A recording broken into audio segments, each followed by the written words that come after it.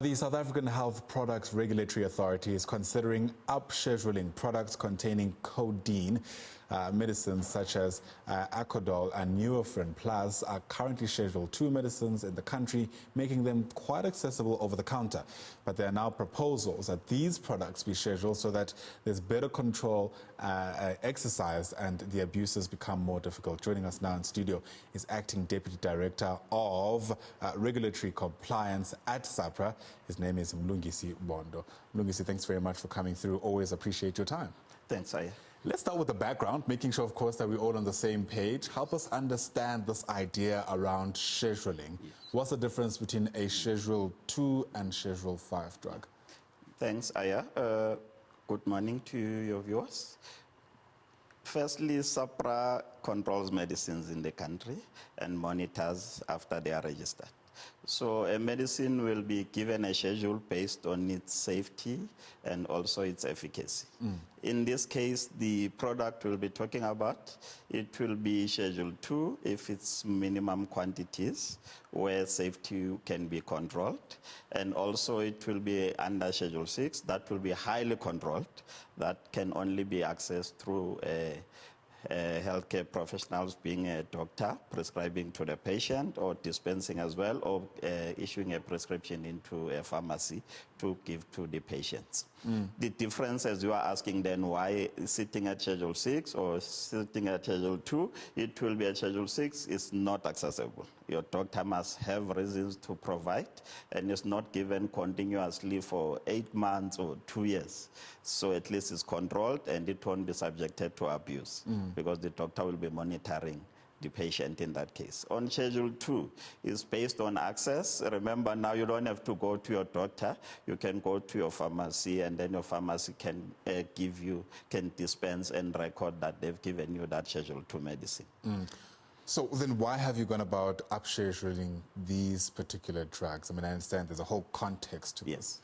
Let's use maybe your codeine and say why would we be interested in worrying about codeine. Right. It will be the abuse that is happening in SA or misuse in some instances. And what's the nature of that abuse? I mean, what are people doing? Or is it the people who are using, is it customers? Is it the people running pharmacies?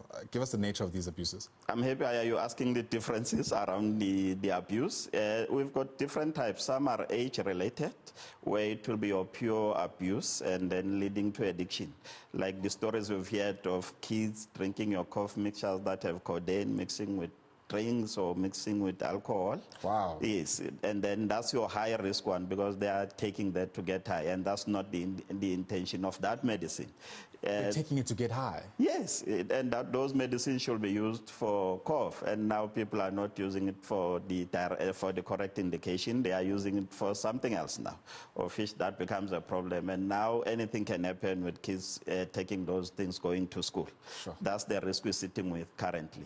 Now on the adults, it will be maybe you're doing it as well. You're wanting the products you've mentioned. You're tired from work, you just take it. If a headache goes away, you sleep.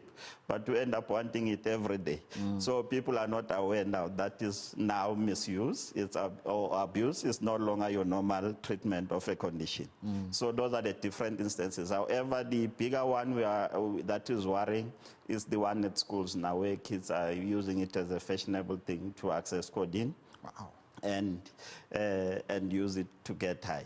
It's a cheaper version than all the illicit products you may know of because you'll be buying it less than 20 rands or 50 rands. So it's easy to access for them. Wow, okay. I guess there's something to be said around even how they've discovered that this, can happen, but I guess it's a different conversation entirely. And this was obviously done after conducting some research into how these products are being used. Yes. When are the changes likely to kick in, and how is that going to affect, everyday customers who, are used to walking to a pharmacy and just grabbing whatever they need? That's true. Remember now, it's two-phased. The other one will be access to medicines. We can't restrict you now to getting your pain tablets when you are sick. Now you must go to a doctor and you know you need your alcohol. Yes. And now you must pay the doctor and then get a prescription and still go to a pharmacy. The reasoning behind the putting it at Schedule 2 was those access reasons. However, controls should be there under Pharmacy Council, because pharmacies are controlled under Pharmacy Council. There should be controls. Pharmacists dispensing those Schedule 2 medicines must have records. And no, if you're coming again tomorrow or the same day again, the system should tell that you've taken that product twice the same day.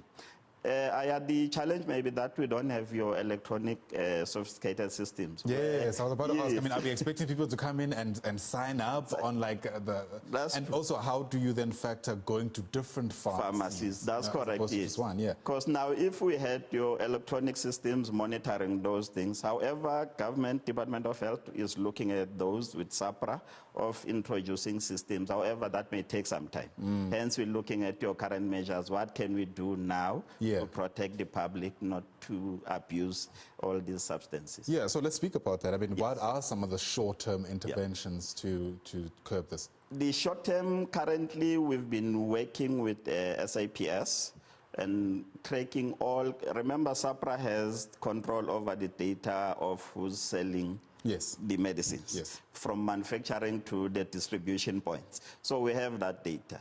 It has been easy for us to access the data and see which doctors and pharmacists are ordering large quantities, and there have been arrests on those healthcare professionals where they've been, where we followed up and picked up that they were selling those medicines illegally. It's not even now a medical purpose. If you're going to buy a lot of quantity and then people just come over the counter and buy from a surgery, we know that's not the normal process. Yes.